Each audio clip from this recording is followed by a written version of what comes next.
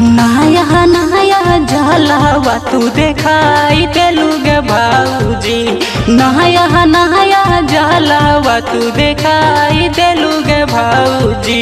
भाऊजी तोहर बहिनी छिनार भइल भाऊजी।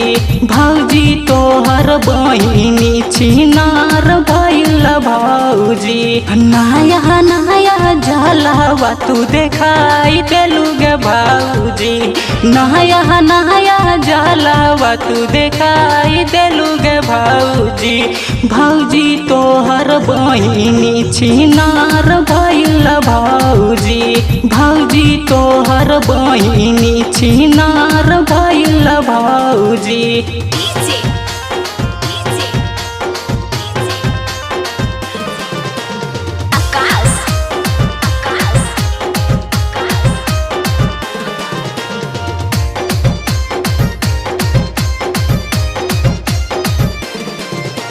मिले के बहाना गे भाऊजी बहुते कैल कौ।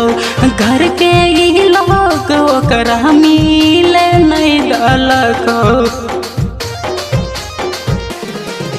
मिले के बहाना गे भाऊजी बहुते कैल कौ। घर के ई लोग ओकरा मिले नहीं दलकौ।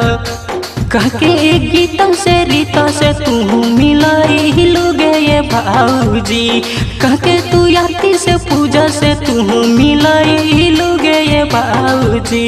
भाऊजी तोहर बहिनी छिनार भइल भाऊजी। भाऊजी तोहर बहिनी छिनार भइल भाऊजी।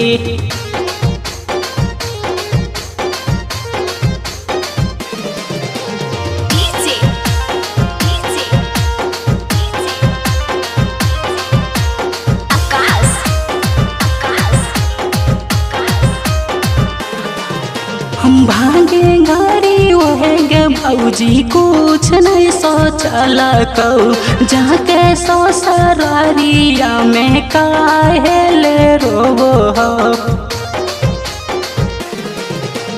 भागे गाड़ी ओहे गे भाऊजी कुछ नहीं सोचल कौ। जाके ससुरारिया में काहे ले रोबो हो।